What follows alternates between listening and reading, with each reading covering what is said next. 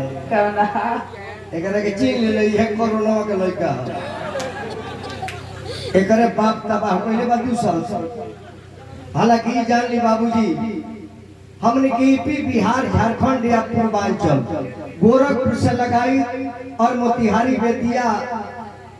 दरभंगा मधुबनी तक की जनवा पूर्वांचल क्षेत्र बड़ी तबाह भइले कोरोना से। लेकिन तबो एकरा पर लोग विचार के पति काहे आवता 2 साल से तबाह करले बा और काहे कोरोना तबाह करले बा एकरा पर इंसान सोचते नहीं के आखिर होगा हर 100 वर्ष में एक बार महामारी काहे आवता ऐसे इंसान में हमनी में कमी बा। जब जब ईश्वर के छेड़छाड़ करे जब जब प्रकृति से छेड़छाड़ कीजिएगा ऐसा ही कोरोना आता ही रह जाता है। सुनती बना कर खिया भाई हमारे बात को है हमारे गाँव वाला खैनी बना के खिया भाई से भाई के प्रेम हो तो बिगड़ा सुन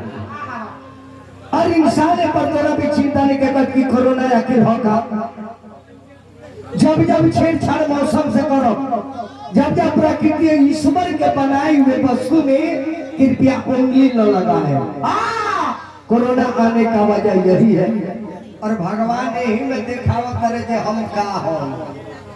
सब है जान जाओ कि ईश्वर माने कुछ होला हमने के मतलब ईश्वर माने कुछ ना होला। हर चीज पर लोग अपन अपन दखली जमा देले बा। मंदिर धरा गई मस्जिद धरा गई जमीन जोता गई अब एगो उहे रह गई माने उ जइया भेटा जाता है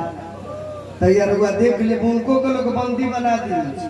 जे भगवान तारा हमारे यहाँ रहे के बा ना तो देख ल बम मार दे हमारे खेत में धान होके भी जाए परिदार के खेत में ना हो एगो उहे रह गई बड़े जाने अपन मर्जी करते रह बाकी तो सब पर दखली कोई ले ले ई कोरोना से ही हमरा बुझाला अपना ये कोरोना इंसान के समझावे आबा तो करलावे बा कोरोना किसके लिए रोना कोरोना किसके लिए रोना क्यों बेईमानी क्यों चोरी करना है क्यों खराब काम करना है कोरोना क्यों रो रहे हो किसके लिए कौन है तुम्हारा। लड़का के खांसी हो जाता बाप भाग जाता है बाप के खांसी हो जाता तो लड़का भाग जाता और कोरोना वाला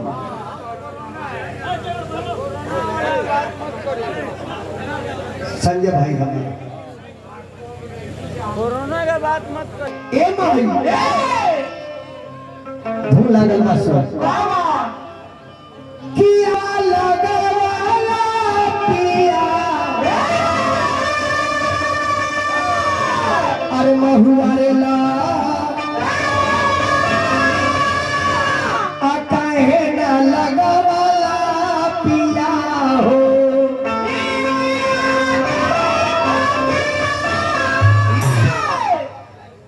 तने हुरका उठाओ तो शर्मा जी। अरे तो महादेव डीजे हो कब कब है एक बार ठीक बोलेला ई बात बाबू तो नहीं माला लगा कि महादेव डीजे साचो महादेव डीजे है गांव में हमारे के गांव में बाजे तब डीजे ना महादेव का डीजे हो आ ये घड़ी में डीजे ये चाचा जब गांव में बाजे लागता तो 16 वर्ष के तो लड़का अंडर पियर खोल देता डीजे बाजता तो लड़का एकदम बिछोल हो जाता रहता। ठीक है ठीक है ठीक है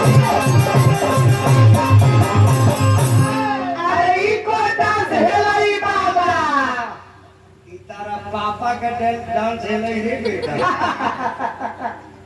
कौन डांस हेलाई कितना मजा होता लड़का जब लगता है नाचे तो लोग आनंद में हो जाता। लेकिन एगो फायदा बा ये चाचा गांव में डीजे बजवाए को एगो फायदा तो हो जाता है ये पता लग जाता है गांव में कितना लोग छुछुनर बाड़े अगर एक जनगणना करे के तो डीजे बजा दे पता लग जाए कि गांव में केकर लड़का राजा हरिचंद्र भइल बा। हरिचंद्र हां हरिचंद्र ना हरिचंद्र लड़कन के तो मजा होता शर्माजी लेकिन जे पुरानिया बा ओकरा से पूछे लड़का अपने माई बाप के मुंह आवे पर लागल बजे मर जाओ हां जी लड़का के मजा लेता डीजे पर अब पुरानी काका छाती पर हाथ धरले बारे छाती पर ठीक है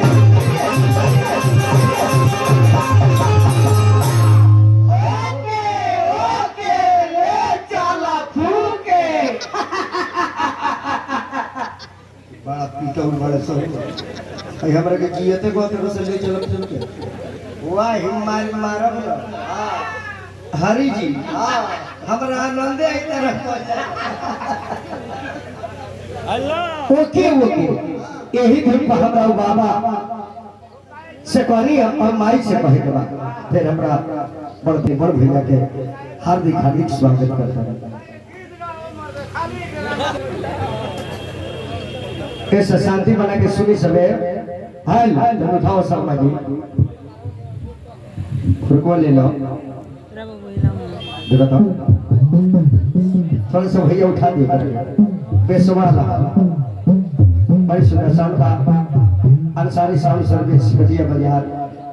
बड़ा ही मिलनसार और प्रेमी हाल वही माई सब हम रह की माई अरे माई खाने वाली अरे कोई सुमीरा